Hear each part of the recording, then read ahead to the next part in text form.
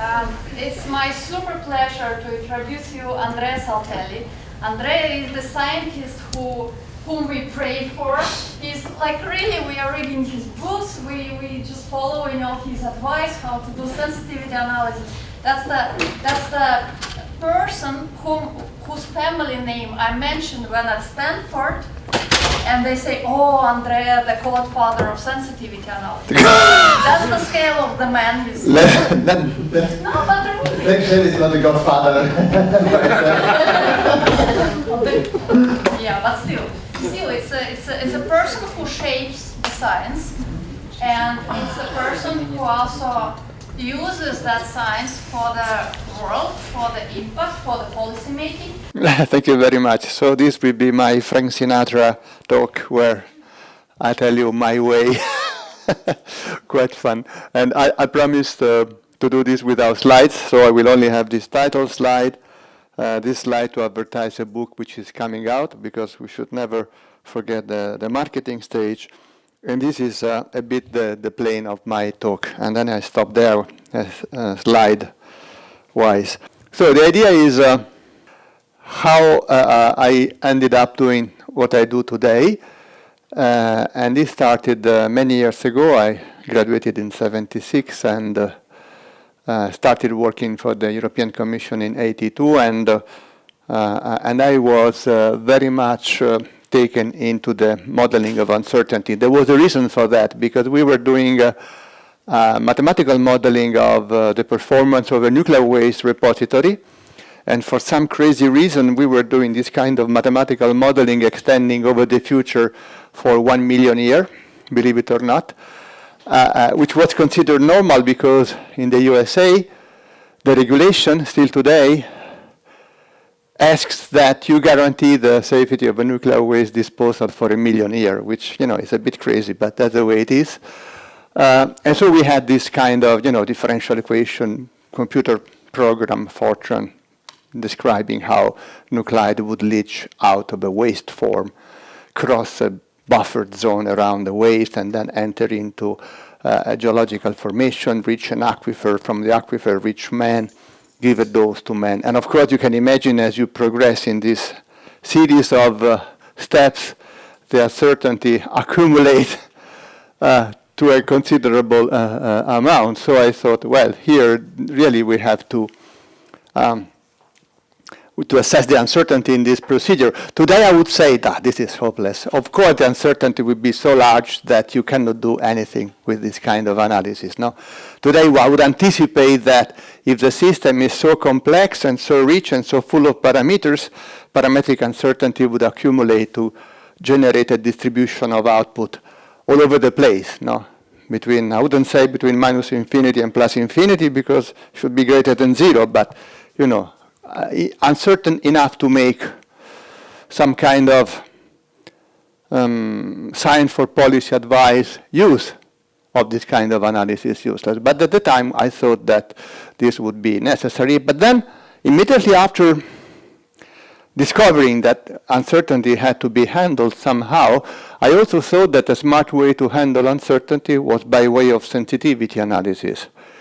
Why did I think so? Because it became immediately evident that when you do a sensitivity analysis, when you, in other words, try to see where the uncertainty is coming from, there is some kind of Pareto law where you have some parameters which get all the uncertainty, and most parameters don't get any uncertainty into the game. So you really have an interest in pinpointing those parameters which are more responsible for generating the uncertainty in your prediction, because if you are into modeling for policy, mostly you try to predict.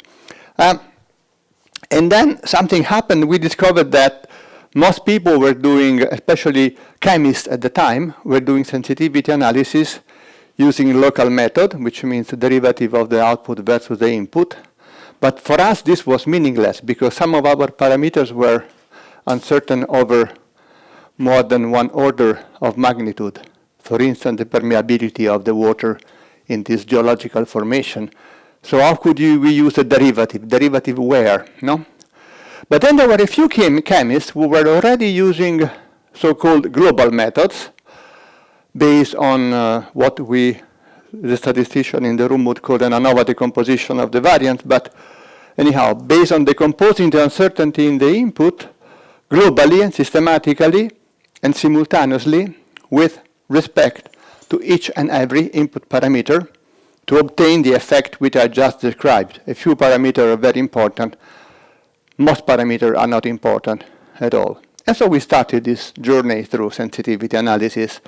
We had the first conference on that in '95, I think. We gathered all people working on sensitivity analysis in the world, and they had never met before. This was fun, you know. They knew each other by name, but then never met. And so we started creating some kind of taxonomy of the method which could be used, and an epistemic community, a community of people with shared interest in the methodologies. We started writing book.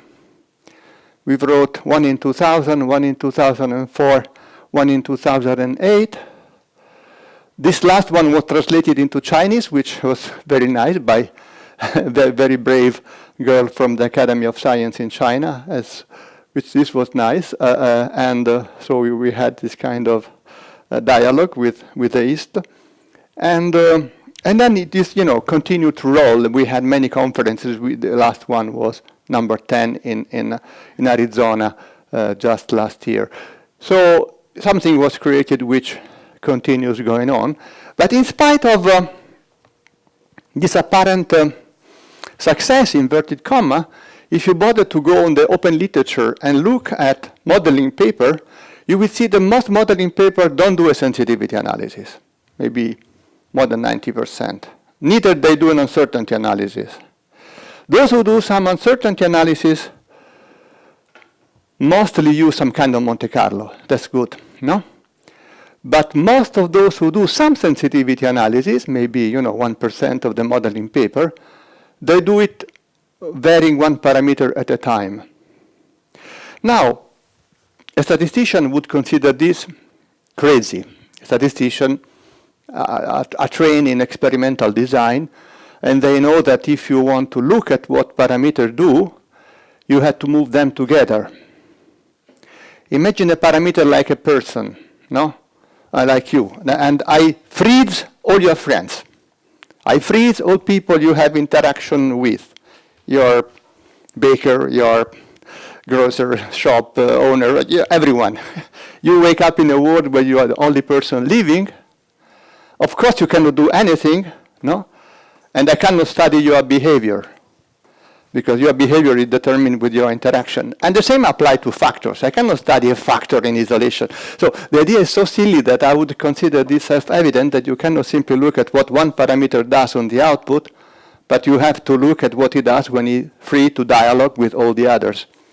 And especially when the model, well, unless the model is very strange in a sense, so the model is linear or the model is at least additive, no, which means that you can separate the effect of the various parameters. But in real life, this will not happen very often. Model will mostly be made by these factors which, like person, like to dialogue and to interact with one another. So, but this was not the only reason why this idea of looking at one parameter at a time was silly. Another one was a direct derivation of the curse of dimensionality. So imagine you have a parameter defined in a unitary cube. You have a cube of side 1 in k dimension, a hypercube, okay?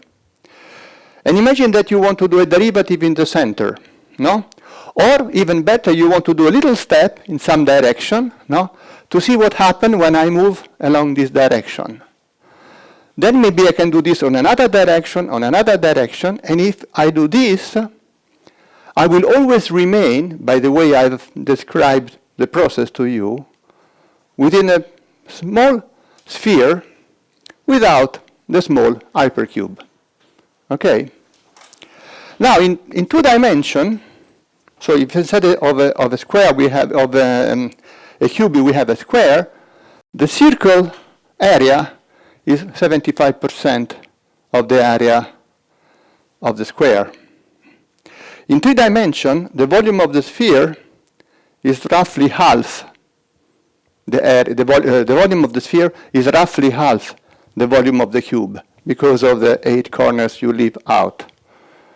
In 10 dimensions, the volume of the sphere is 1/4% the volume of the hypercube.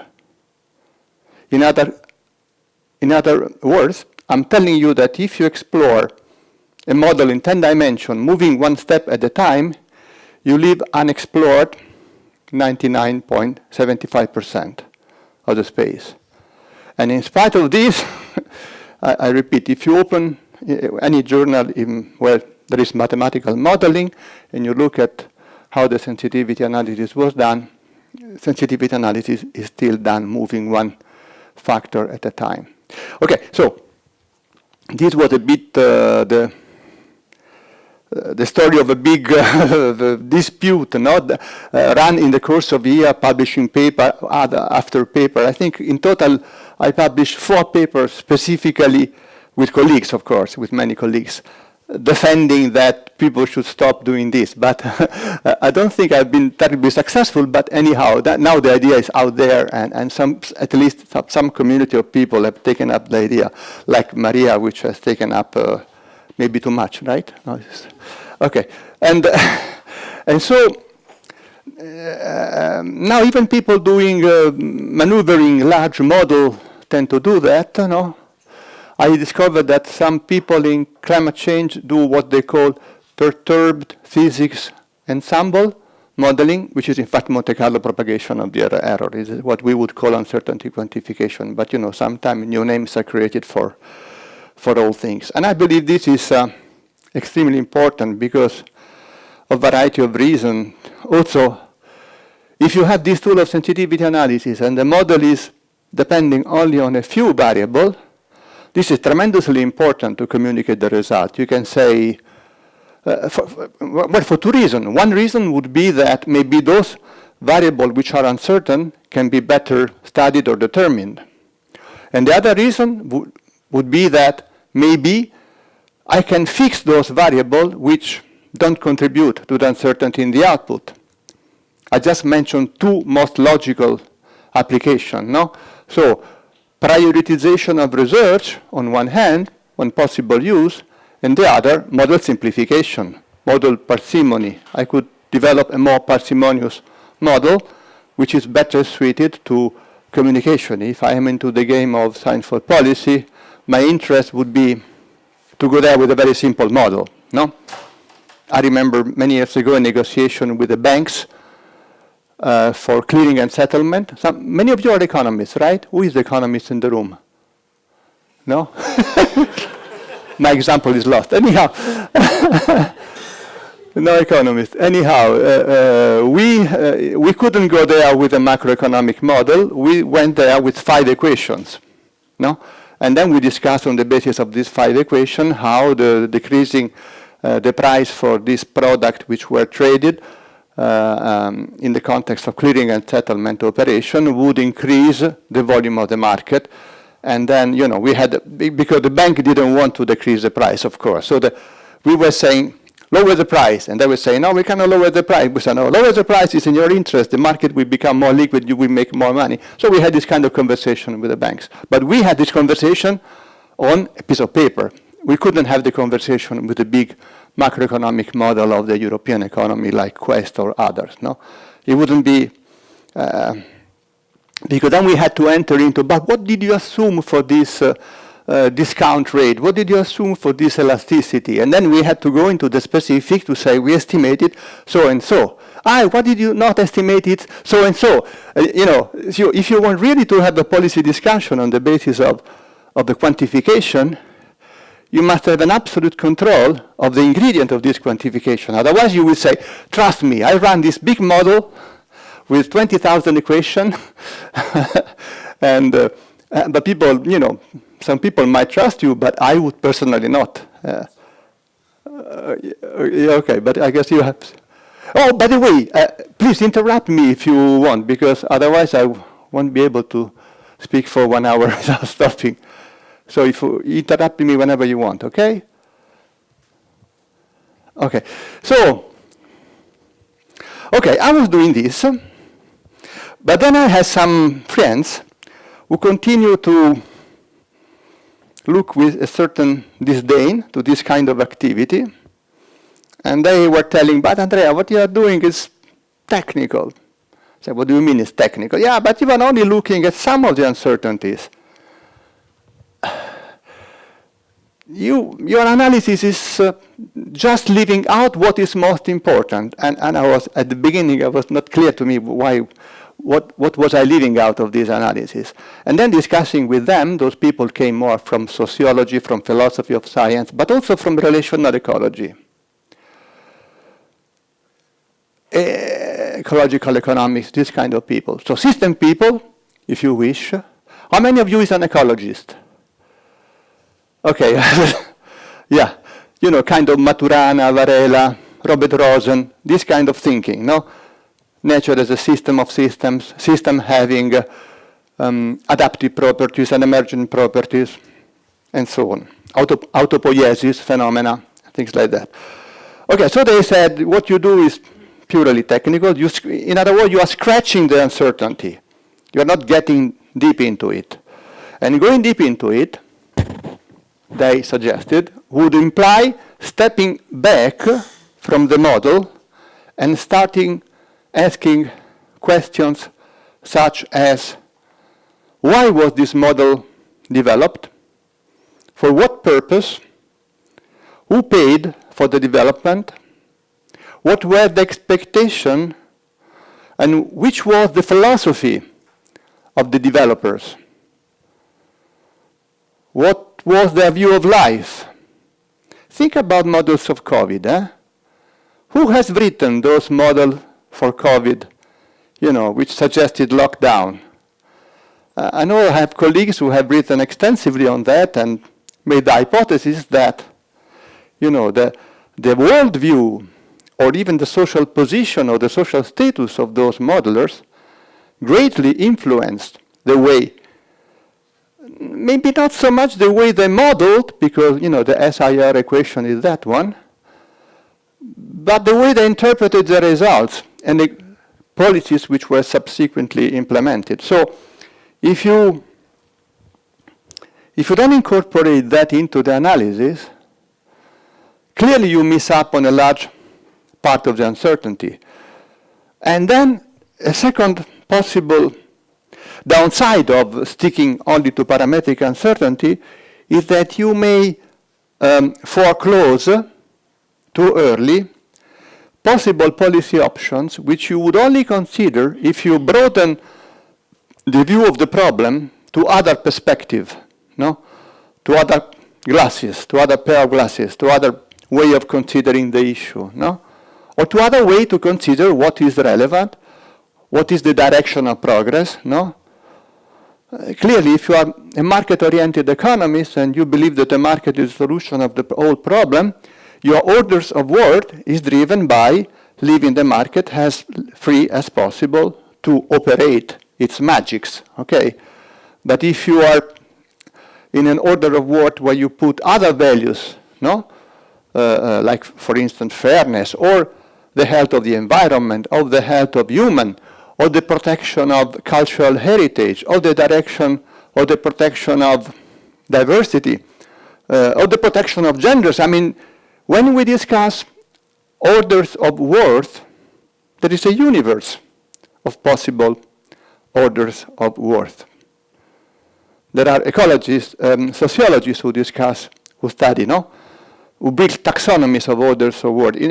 A single ethic is impossible. There are many ethics, you know, because you can be wishing and wanting to protect something, no? Which is maybe in contrast to what someone else wants to protect, okay? So for this reason it's important that different lenses are brought to bear on any particular policy issue, especially if the policy issue is conflictual.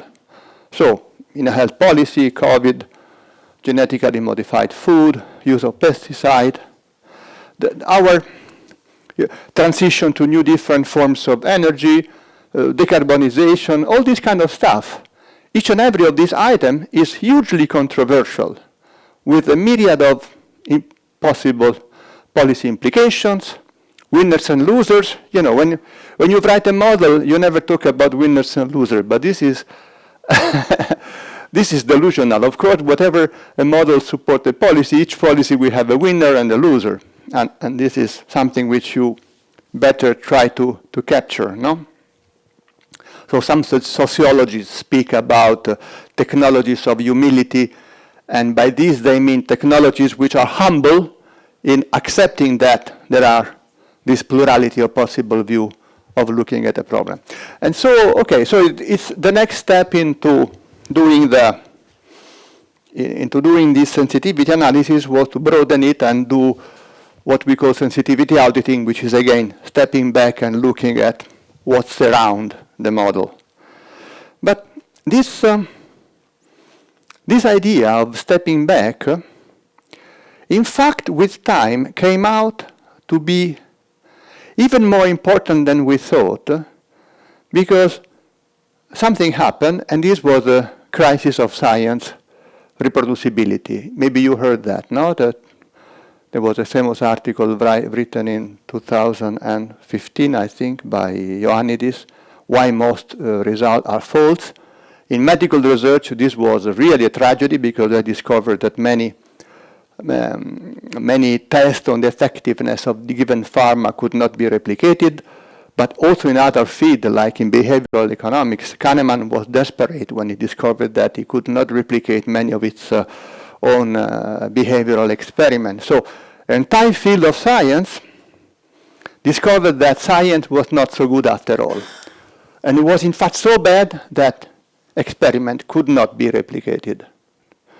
Entire fields, in a sense, went down.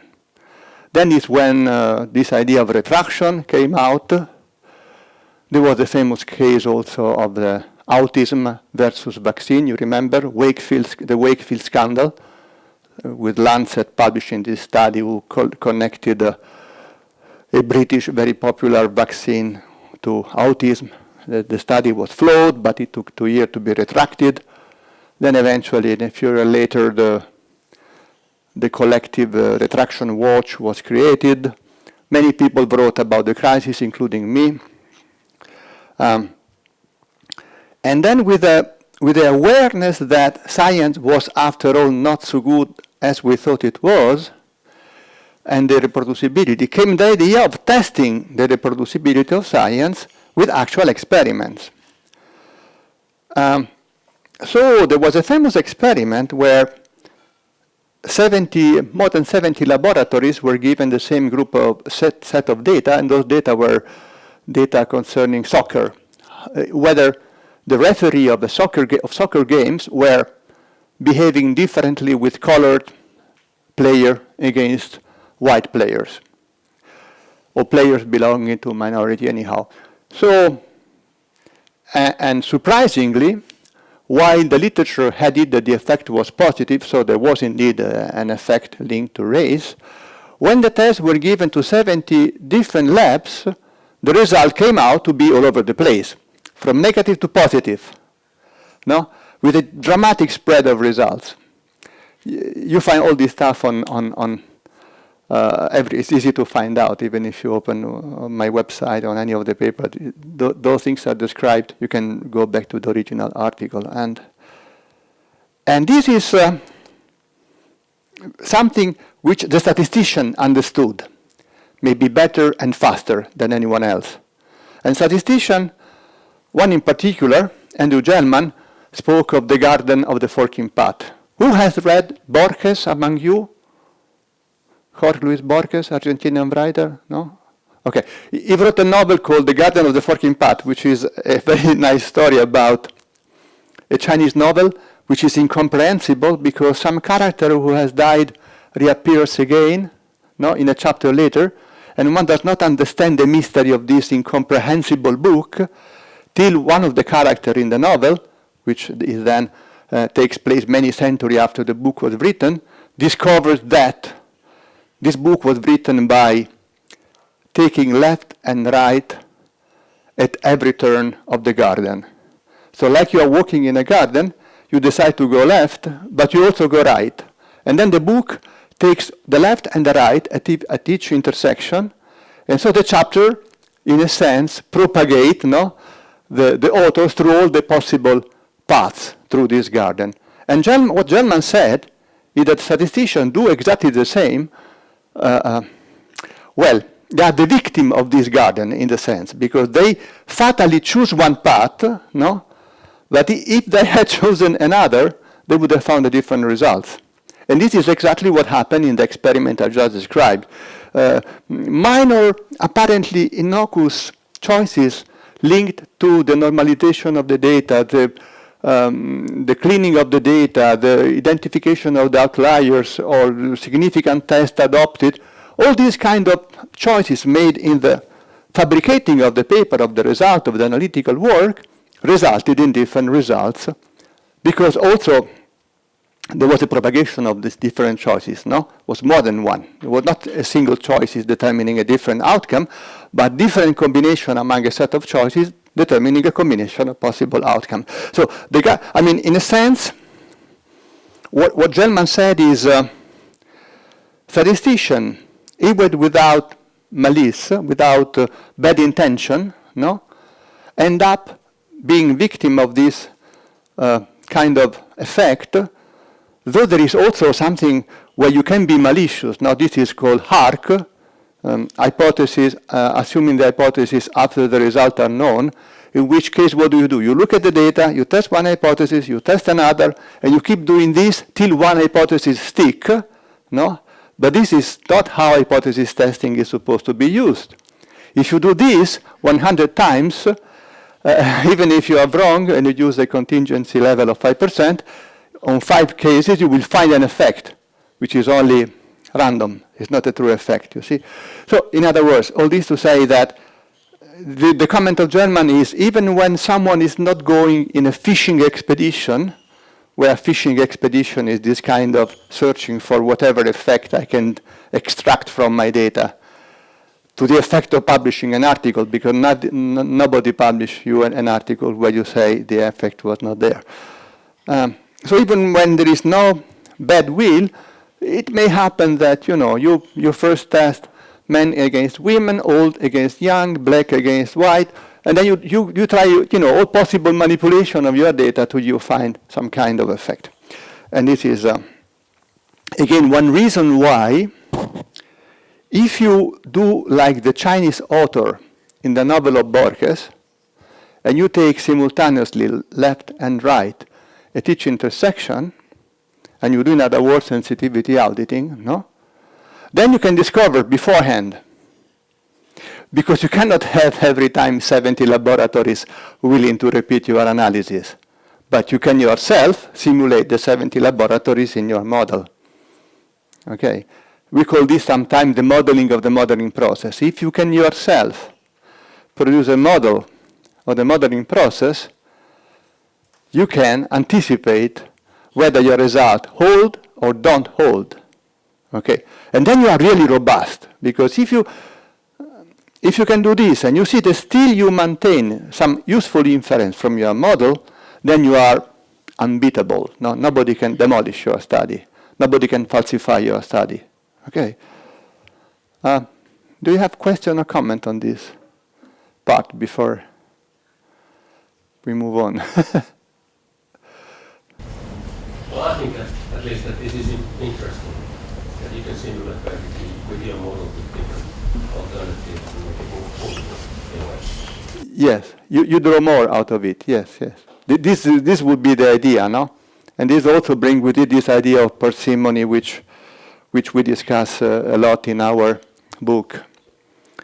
But then, again, instigated by these bad friends, these bad companies, I came to think more about what I was doing science for policy.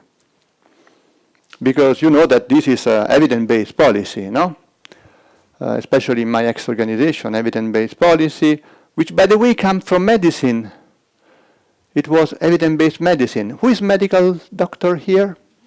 What hell are you? Something is wrong here. Okay, yeah. You are all engineers. Okay, now we know.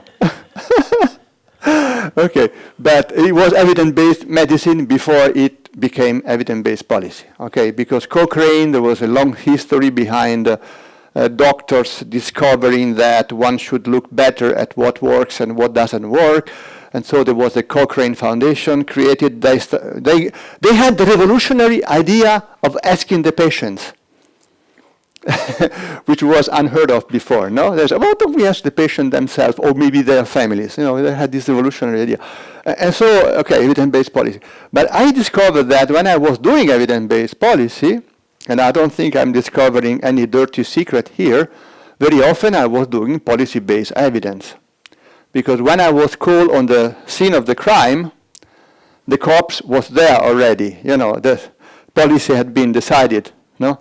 So the matter was to provide an evidence which would possibly confirm the policy more than the opposite, right? You understand what I mean here, no? If theoretically, the sociologist of statistics would tell you that you have first to build a statistical measure for example, studying employment. And this may take years. But till you haven't built the statistical construction, architecture, and the data allowing you to discuss employment policy, you shouldn't discuss employment policy. This should come later. Now, you should separate the stage where you set up the scene and the variables and the information, and then you look at the information, or you offer the information to someone to do policy. But if you do this on the run, on the fly, fatally, the kind of information you will gather will be functional to a policy that has already been selected. And it is policy-based evidence. And I must confess that most often I was in the condition of producing some kind of policy-based evidence.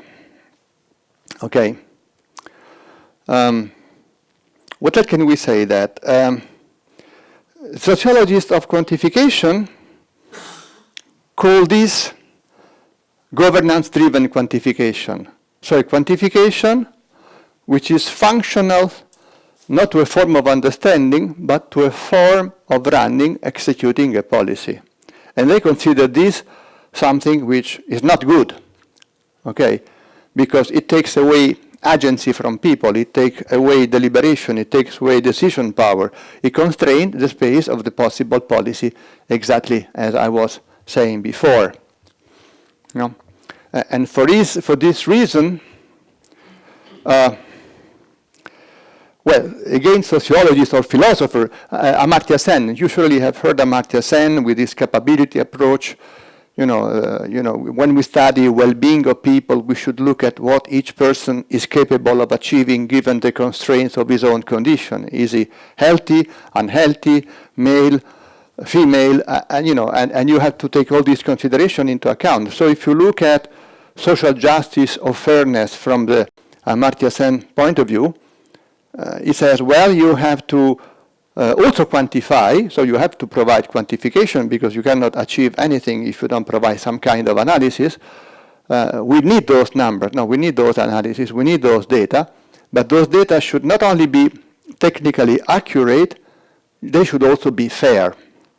And have data which are fair means they are data which don't create, losers in a way, or don't hide the losers, if you wish, in another way. No?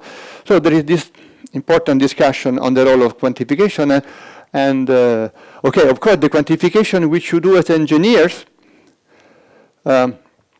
also has an impact on societal choices, especially if you work on borderline technology at the innovation frontier. There's a lot going on here where also the information you produce is relevant for policy. There will be a fight for the promotion of different technology, different interests. So even you will become aware of this kind of conditioning from the policies to the technologies which are being developed. And today there are furious discussion about this, especially in relation to a pace of technological development which seems to be continuously accelerating, at least in the field of information technology and artificial intelligence. You may have heard about this debate. And so this has resulted also in the fact that I discovered regulatory capture. The idea that when you have this quantification, very often these quantifications are functional to a process of capture of a regulator to influence the evolution of a given technology. For instance, in the field of pesticides, genetically modified organism, or migration, cohesion policies, you name it, okay? Transition maybe, no? Transition to new forms of energy production. I mean, because quantification can be purchased by private interest, by actors in the market, and they know how to do it very well, and they also can select the best among us for doing their work, this promotion work, and sometimes they have even very sophisticated technology of so-called astroturfing, which means that private interests can even enroll unsuspecting member of civil society to produce bottom-up a movement of ideas, which in fact is handled by the operator of the owner of those interests, to the effect of pursuing their agendas. And there is a very beautiful book about that, published by a group of French sociologists, called Les Gardiens de la Raison, the Guardians of Reason, because these people pose as defenders of science, no? Defenders of the ideals of the Enlightenment, and they label their opponent as Luddites, people who are enemy of technologies, but if you look behind the scene, you discover that they're simply defending their products. Okay?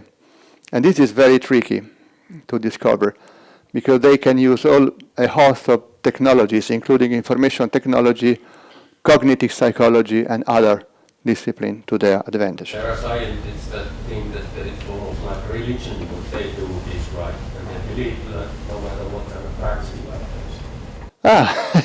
Grazie. I'm happy that you mentioned this. Well, we are few. There are few of us who think that. We are very few. Because what you say nicely opened the last paragraph, the last chapter of our talk. Because we know that science is capable of incredible things, no? This is why we all are, in a sense, heirs to the Cartesian dream of domination of nature, no? Bacon said, go there and snatch the secret of nature from her womb. He used a very sexist language, but today they would probably chase him out of the university. But he said, nature is seen as a woman, and we almost rape her. We take everything, we snatch the secrets. So this idea of, which was called Cartesian in the end, though Bacon is the one who expressed it more vividly, that we can take the secret of nature, and by mastering the element, we can become the master of nature, master and possessor of nature. So we hold nature in our. So, and this was at the beginning the story of science as a solution, because thanks to this we had the Industrial Revolution, which gave us a lot of good things, no? And in fact, it was also presented as a reaction against superstition and religion. So by embracing this dream, this Cartesian dream, we were also saying goodbye to a vision of the universe based on religion, based on faith, based on superstition maybe, okay? So we were achieving something. Of course, the story is much more complicated, because the same heroes of the scientific revolution also believed in demons and witches. Bacon himself killed a considerable number of witches because he was also a magistrate. So the story is very complicated. But this idea, that we were moving away from superstition, toward some kind of enlightenment, and it became enlightenment later on, no? and with the power of mathematics. You know, this is the Cartesian dream is mostly mathematics, because even Descartes thought that geometry is really the example of a knowledge which has nothing to do with this old philosophy, which is rotten, which is useless, which builds castle on sand. But then we have the second part, and this is where science becomes a problem. Because if we adopt science as a religion, then we may, you know, create another host of problems. For instance, if you subscribe to a vision of that the direction of progress is always led by innovation, and innovation is best left to the scientists, no? And or even more to the market, and there is no need for the societal oversight about what technology is developed, then you find yourself in the mess in which we are today, which is a mess of artificial intelligence, the tremendous challenge that artificial intelligence poses to, well, to a lot of things, not only to jobs, but also to coexistence, to democracy. Many people, sociologists of those technologies, are quite afraid that this might lead to a total atomization of society and a total loss of political agency. Democracies no longer work because everything is driven by platforms, and we spend our times on our platforms and not among ourselves, and as such we lose any chance to impact on policy. So some people talk about post-democracy, some people talk about a democracy, and all this is a consequence of having accepted as a religion, no, that science and technology is the way to go. And hence, if there is a problem created by technology, technology will also offer the solution. If you take this as an article of faith, then you are in trouble, because then you have the law of unintended effect, and in this you may solve the problem and create three others. Okay, so that's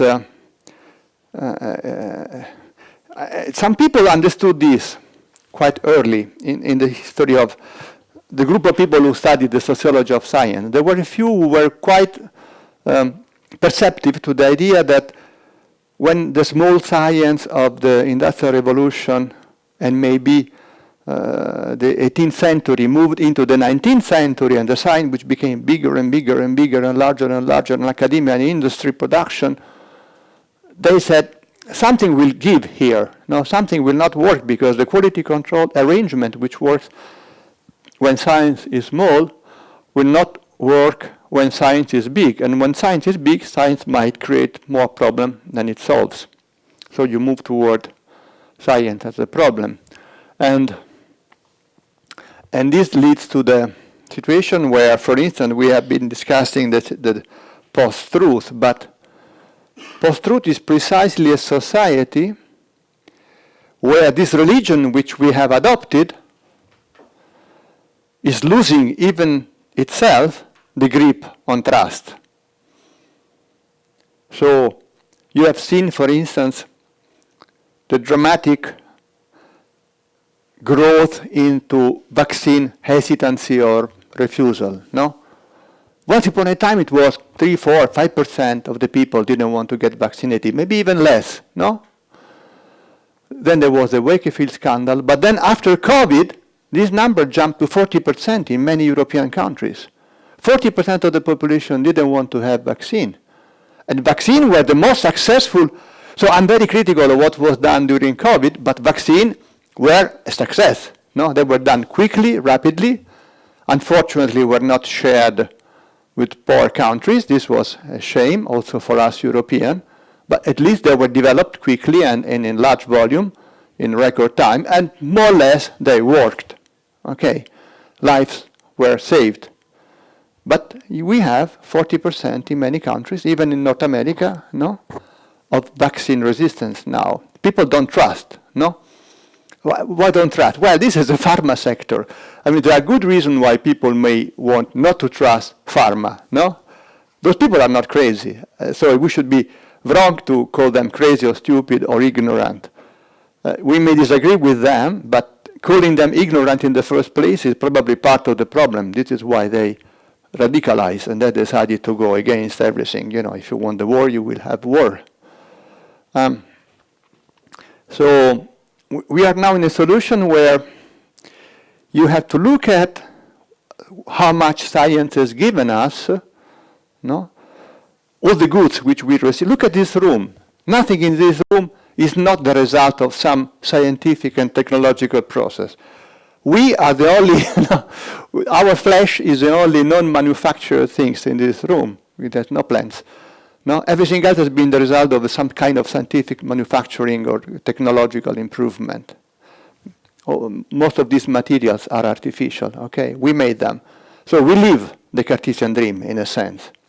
Stephen Shepin, which is another sociologist, he talks about invisible science.